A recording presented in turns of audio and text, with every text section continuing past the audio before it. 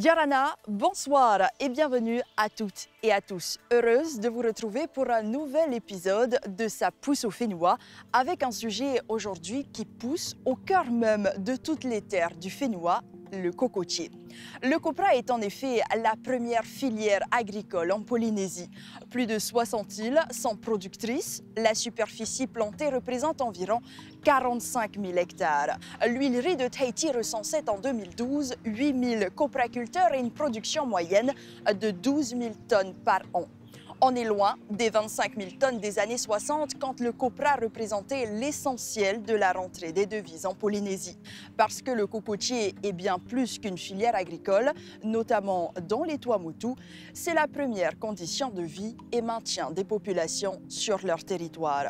Ramené à la surface totale de la cocoterie, le rendement en Polynésie est faible, de l'ordre de 400 kg à l'hectare, alors que des valeurs de 2 tonnes à l'hectare peuvent être atteintes dans les meilleures conditions. Mais plus encore que l'augmentation des rendements, l'ambition de la filière aujourd'hui, c'est la valorisation de tous les produits issus du cocotier. C'est bien connu, tout est bon dans le coco. La bourre de coco, le bois, la pulpe, le cœur, la coque, plus de 100 produits commerciaux issus du cocotier ont été répertoriés dans le monde. En fait, de régénération de la cocoterie, c'est une nouvelle génération de jeunes qui entendent bien inscrire le développement de l'arbre de vie de nos atolls comme moteur économique, social, écologique et ainsi lui dessiner un nouvel avenir. À l'image de ce qui se passe à Rangiroa autour de l'huilerie et l'association Te Eihoturua qui développe l'économie du coco en favorisant l'emploi des jeunes et en accompagnant la filière transformation, notamment pour la fameuse huile vierge tant prisée mondialement. On l'obtient soit par centrifugation, soit par pression à froid, comme nous l'expliquera Laurent Masseron dans son domaine à Taha.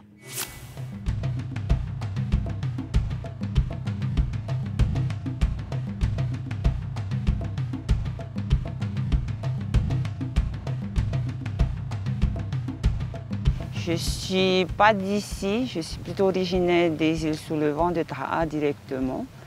On est venu ici à Rangiroa parce que mon beau-père il est d'ici. Et ça fait quand même 10 ans qu'on fait ça, que le copra. Depuis que mes parents, enfin je dis mon beau-père est revenu ici, après il y a ma maman qui l'a suivi, c'était juste pour venir, pour être juste à côté d'eux deux. Ils sont âgés maintenant, hein? On va dire maintenant c'est à nous de prendre la relève, c'est à nous à garder les parents maintenant. Hein? Oui, mitona mea papa e hare mea yana e hare runi tana wheti tamar e hare runi pram otua. Trafanhora hipapuha. Et on a débuté comme ça petit à petit, faire le copra, apprendre. Tu les regardes faire et tu fais. C'est ça, c'est au feeling. Il faudrait déjà rassembler les tas de coco, après couper, décortiquer et mettre sur le séchoir.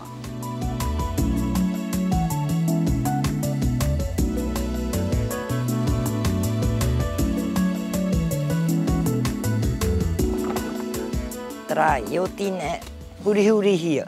Yamaro tra pape o te puha. Yo tine tra eriro mai ona mitra. Maro. Mitra. Maro. Une fois séché le copra sur le séchoir, au bout de 3-4 jours, il faut mettre dans des sacs. Après, il y a celui qui ramasse le copra, Estol Ronald. Ils viennent tous les fins du mois. Ou sinon, si tu n'en as pas beaucoup, par exemple comme ça, 20 sacs, tu ramènes au village avec ton petit bateau. Normalement, c'est de 35 à 40 sacs, c'est 1 tonne. Alors, avec eux deux, des fois, ils font 1 tonne et demie. Et ça fait 1 tonne, c'est 140 000 francs. Il y a des moments, il y a des bébés sur les cocos et que tu vois, c'est pas encore à maturité, les cocos, ils sont déjà par terre, ils sont encore verts. Ça, c'est les souris qui les mangent. Et après, il y a des petites bébêtes. Tu peux pas faire ton copra dans la pluie parce que ça vaut pas la peine, ça sera pas de bonne qualité. Et il y a la mer, si tu veux rentrer pour amener ton copra, si c'est agité, tu ne peux pas. Vaut mieux pas.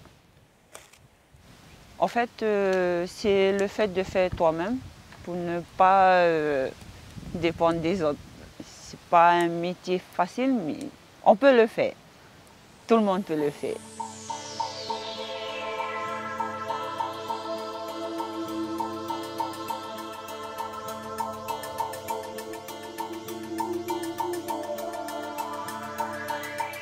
Cette huilerie a été créée en 2018.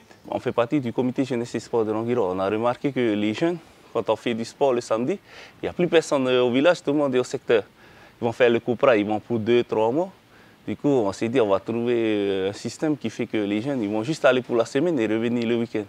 Du coup, on a mis en place ce système de l'huilerie, ce qui fait qu'ils vont aller rechercher le coco la semaine et ils reviennent le vendredi à leur coco, comme ça ils peuvent faire du sport le samedi. Et nous, on avait un autre projet en tête, c'est la régénération de cocoterie. Du coup, on a décidé de créer une autre association, qui est l'huile de coco vierge de Longuiro. Ben, c'est cette association qui gère l'huilerie et Terehoturo, lui, s'occupe que de la régénération de cocoterie.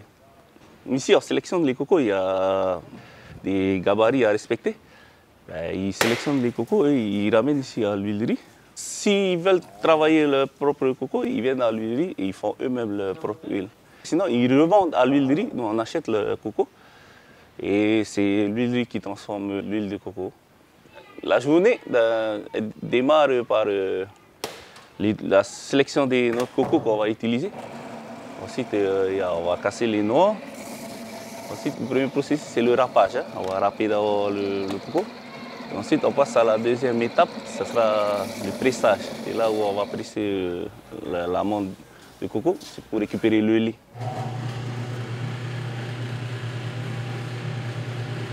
Une fois le lait récupéré, ici à l'huilerie, on vend du lait dans les magasins. On passe à la troisième étape. Nous, on utilise une écrémeuse. Ça sépare au moins à 60-70% l'eau du gras. La crème, on la met au frais pour 18 heures. Et le lendemain, on le ressort. On attend qu'il redevienne liquide. Et ensuite, ça passe à la dernière étape qui est la centrifugeuse. Et c'est l'étape la plus minutieuse, c'est un appareil de laboratoire. Ensuite, c'est filtré et mis en bouteille.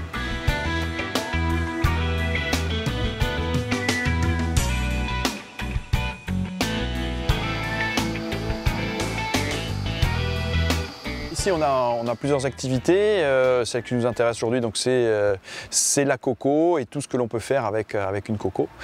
Donc, à commencer par l'huile de coco vierge que nous produisons depuis plus d'une dizaine d'années, mais aussi avec tous les produits et sous-produits qu'il pourrait y avoir sur une coco, donc à savoir la farine, le charbon, l'eau de coco. Voilà, donc rien n'est jeté et nous sommes à zéro déchet avec la coco. Alors il y a plusieurs méthodes pour produire de l'huile de coco vierge. Nous on utilise la méthode du râpage, séchage et ensuite pressage. C'est une méthode qui permet en fait d'avoir une plus longue conservation de l'huile. On peut aller jusqu'à une DLUO de 2 ans sans aucun problème.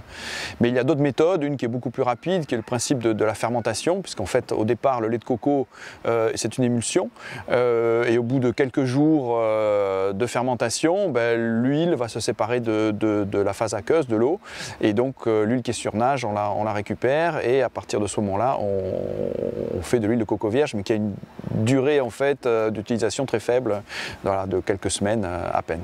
Et puis il reste une troisième production possible avec la centrifugation, donc qui permet d'avoir une huile de coco aussi de bonne qualité aussi.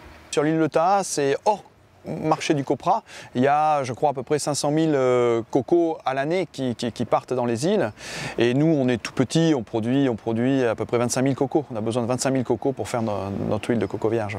Ouais. Donc nous avons nos propres cocoteries qui seront bientôt certifiées en bio, donc, et nous achetons aussi à d'autres producteurs qui nous fournissent de la coco avec le même cahier des charges qu'on leur demande. Pour extraire l'huile de coco en moins de 24 heures, on a évidemment différents types d'étapes. La première, bien sûr, consiste à avoir la bonne coco. Et donc, rien qu'au son, on sait si elle va être bonne ou pas. Ensuite, celle-ci est débourrée pour arriver à cette étape-là. Bien nettoyé. Les cocos sont ensuite ouvertes en deux. L'eau en est extraite. On va la consommer, on va l'offrir ici aux clients de passage. Manouya, manouya. Ensuite, les cocos sont râpés, donc dans des râpes comme celle-ci.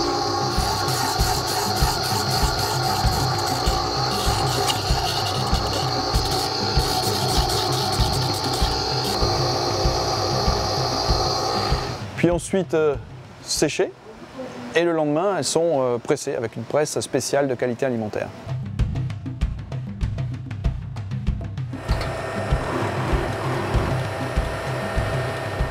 Une fois déshydraté, on va venir le placer dans ce bol et il en ressort deux parties.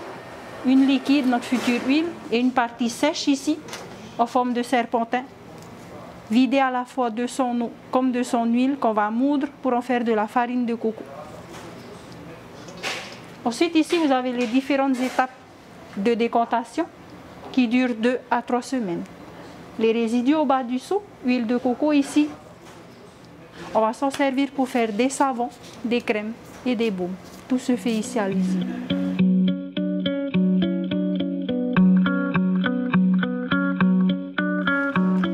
Une fois que l'huile de coco est extraite, donc il y a une partie, une matière sèche qui ressort, qu'on appelle le tourteau en général.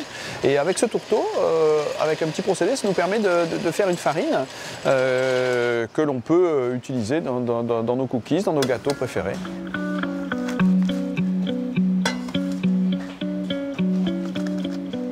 Et avec le résidu des coques, on les valorise aussi en faisant du charbon de coco, qui a un pouvoir combustible 3 fois supérieur au charbon normal.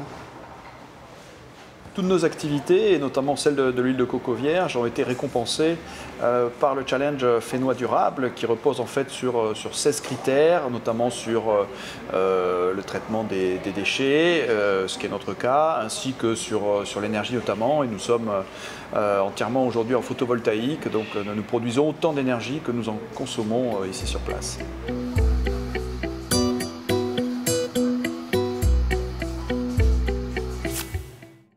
Voilà, c'est la fin de notre périple dans les cocoteries de Polynésie. Merci de l'avoir suivi avec nous. À très vite pour une nouvelle étape de Sa pousse au Fénois, l'émission qui nous emmène sur les 5 archipels au cœur de notre terre et nos racines.